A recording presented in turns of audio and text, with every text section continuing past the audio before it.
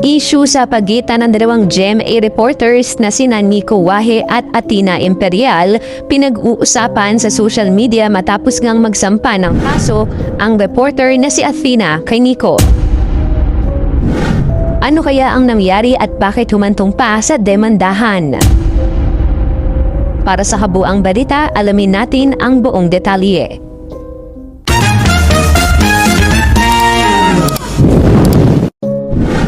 Formal lang naghain ng reklamong kriminal ang broadcast journalist na si Athena Imperial laban sa kanyang dating kasamahan sa trabaho na si Nico Wahe nitong May 13, 2026. Kasama ang kanyang abogado, personal na tungo si Imperial sa Quezon City Prosecutor's Office upang isumite ang reklamo para sa paglabag sa Acts of Lasciviousness at Safe Spaces Act.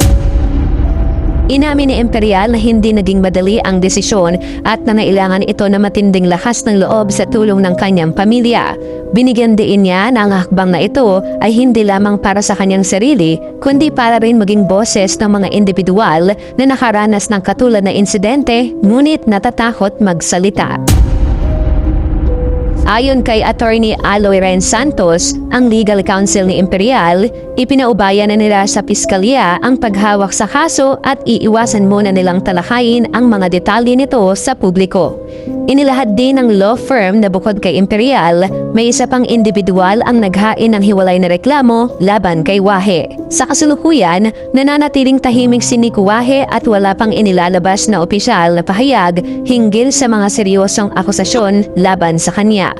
Napansin din ng publiko na hindi na ma-access o tuluyan nang na-deactivate ang kanyang mga opisyal na social media accounts matapos pumutok ang balita.